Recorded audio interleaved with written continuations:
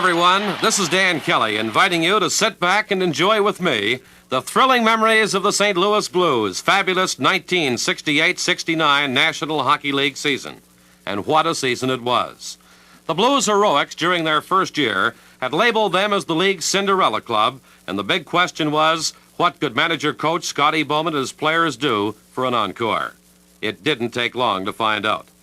After an opening night loss in Chicago, the second-year version of the Blues was introduced to the avid crowd at the arena.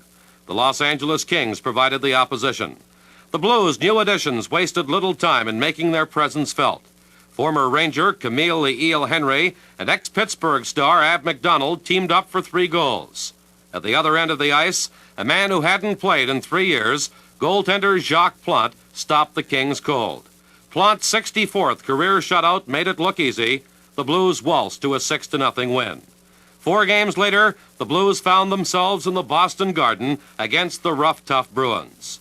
Last year's Conn Smythe Trophy winner, Glenn Hall, was in goal, and the going was a bit hectic. The Bruins still with a 2-man advantage. Back on the point for Stanfield. Over to the other point to Orr. A blast, and Harvey blocked that. Orr has it at this point. Over for Stanfield at the left side. A shot. Picard stopped that one. Back to Bobby Orr. Back to Stanfield at the point. In front to Esposito. And Harvey blocked it. The rebound. So Tommy Williams and Hall stopped that one from close in. The Bruins doing everything but score. Orr at the point. Over to Stanfield. Back at the other point to Orr. A shot. They score!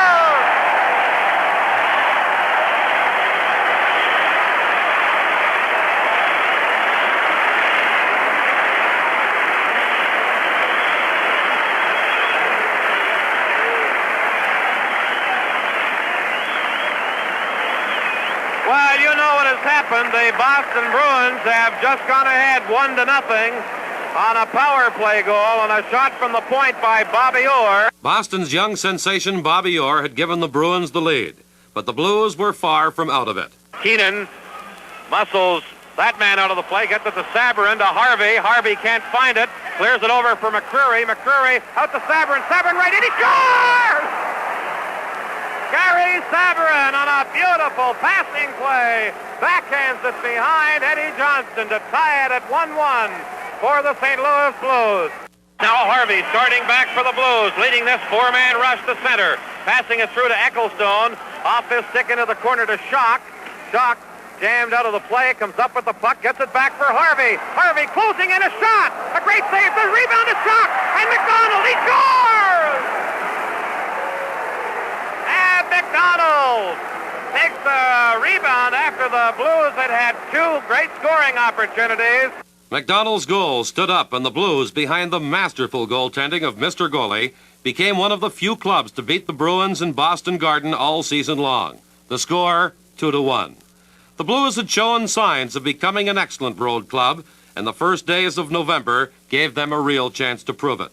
November 3rd, they skated into Detroit's Olympia and found themselves trailing after an early barrage from a potent Red Wing offense. Down 4-1, the Blues and little Camille Henry went to work. Harvey inside his own line for the Blues.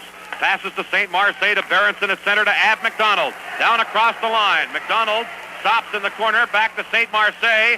St. Marseille to Berenson, across to Henry. Henry! He scores! Camille Henry, looking like the old pro and opportunist that he is, took that pass at the goal mouth. Crozier sprawled out, and Henry just backed up half a stride, waited an extra split second, and flipped it over. They prostrate Roger Crozier for his 5th goal of the year. St. Marseille tied up in the corner, gets it to Ab McDonald. His pass back at the point for Berenson. Berenson trying to get it back into the corner. He does. And back there to pick it up for the Detroit Red Wings is Kent Douglas. Berenson at the hit. Camille Henry takes that pass, and Camille tips in the quick pass by Berenson to narrow the Detroit lead to 4-3. Now the Blues right from the faceoff. Berenson knocks it back in. Crozier had to stop it. Digging it into the corner is Harris. He lost it. Picard for the Blues. Dumps it in front. And back to get it for Detroit behind his own goal is Ron Harris. Harris lost it to Camille Henry. Henry, Randy shoots. He scores!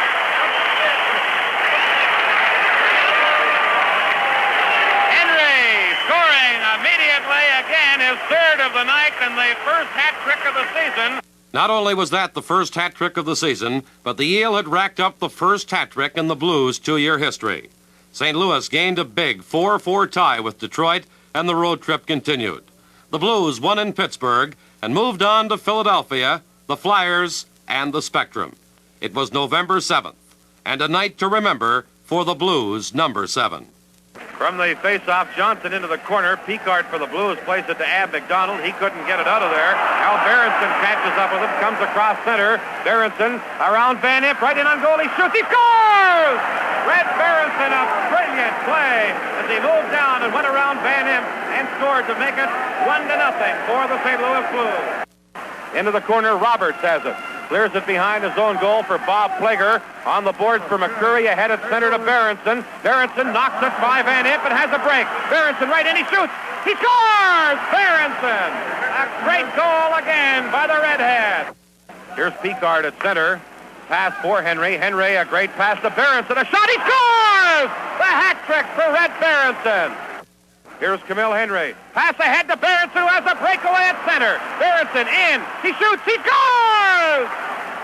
And Berenson has 4 in a row, and the Blues lead 4-0.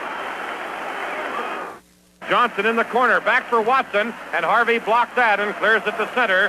And Van Impe, who has broken his stick, is back to get it. Lost it to McCreary. He's in with Berenson. Berenson shoots. He scores! Berenson has scored his 5th goal, and the Blues lead 5-0. What a night for the Redheads. Comes up for Harvey. Ahead for McCreary. Van Impe lost it to Berenson. Berenson has a break. One man back. Here he comes. A shot. He scores! Red Berenson has tied the record of 6 goals in one game. He gets a great ovation from this crowd at the Philadelphia Spectrum.